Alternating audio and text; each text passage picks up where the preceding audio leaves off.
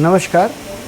बहुत सारे मरीज़ पूछते हैं कि तार बांधने में दांतों की मूवमेंट होती है कि नहीं होती है, और हमारे दांत सीधे होते हैं कि नहीं होते, क्या हमें हर बार तार में दांत बांधते हैं तो दांत निकालने की ज़रूरत पड़ती है, या हमें कैसा दर्द होता है, बहुत ज़्यादा तकलीफ़ होती है तार बांधने में। तो अपन आज एक केस डिस्कस करते हैं जिसके दांत बहुत ही ज़्यादा टेढ़े मेढ़े थे और उसका एक दांत काफ़ी बाहर निकला हुआ था।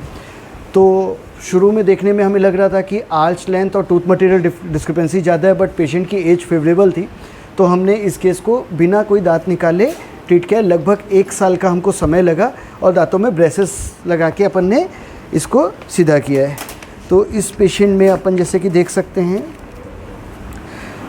इस केस में इसके दांत टेढ़े मेढ़े थे और ये दांत पेशेंट की कंप्लेंट थी कि काफ़ी बाहर निकला हुआ दिखता है।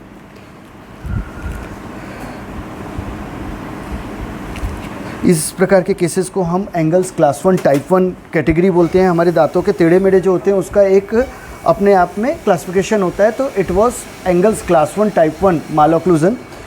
इसमें जब हमने एनालिसिस की तो आर्चलैंड टूथ मटेरियल डिस्क्रिपेंसी 9 के आसपास थी, जिसको हम नॉन एक्सट्रैक्शन मैनेज कर सकते थे। तो आइए अपन देखते हैं कि इसका ट्रीटमेंट के बाद कैसा रिज़ल्ट रहा। आकर बेटा, ये वही पेशेंट है, इसका हमें कोई दांत निकालने की ज़रूरत नहीं पड़ी। बंद करो बेटा दांतों को। परफेक्टली ऑक्लूजन आया है। इस पूरे ट्रीटमेंट में कितना दर्द हुआ, कितनी तकलीफ़ हुई? ज़्यादा तकलीफ नहीं हुई, पर दर्द मैनेजेबल था। तो अपन ये समझ सकते हैं जो तकलीफ़ होती है विद इन द लिमिट्स होती है। और लगभग अपने को समय कितना लगा इसमें? 1 ईयर, अप्रॉक्स 1 ईयर हमें इस केस को ठीक करने में लगा।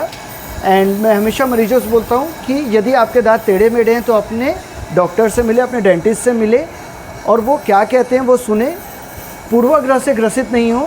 तार बांध के दांतों को सीधा किया जा सकता है, या अलाइनर जो आज की तारीख में थोड़ा और कंफर्टेबल होता है उसके मदद से हम दांतों को सीधा कर सकते हैं। धन्यवाद। मैं doctor Ravi Goyal from Chhattisgarh dental hospital.